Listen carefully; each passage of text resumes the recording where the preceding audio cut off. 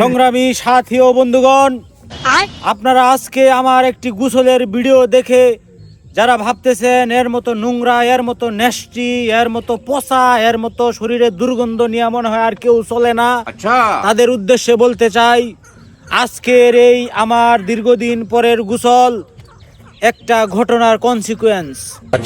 আমরা সেই 2008 সাল থেকে আমরা যখন বিশ্ববিদ্যালয়ে পড়েছি তখন আমাদের একটা কমিটি ছিল, সেই কমিটির নাম ছিল জাতীয় খাপসা কমিটি।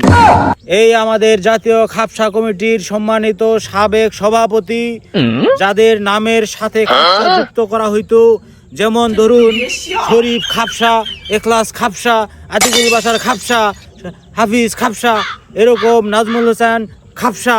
তো আমরা এই যে খাপসা কমিটি ছিল, আমরা প্রত্যেকেই রেকর্ড করার চিন্তা করতাম যে কে কয়দিন গোসল না করে তার দিন অতিবাহিত করতে পারে। তো আমাদের এখানে আমাদের রেকর্ড আছে, অ্যাভেলেবেল রেকর্ড হইতো আমরা 23 দিন, 25 দিন, 28 দিন, 33 দিন টানা গোসল না করার রেকর্ড আমাদের রয়েছে।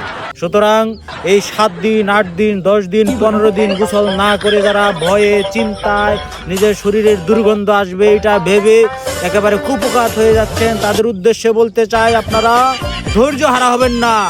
আমাদেরকে সম্মিলিতভাবে এই সমস্যাকে উতরাতে হবে।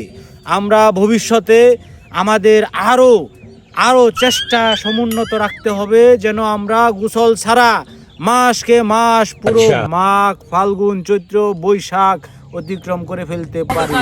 ধন্যবাদ।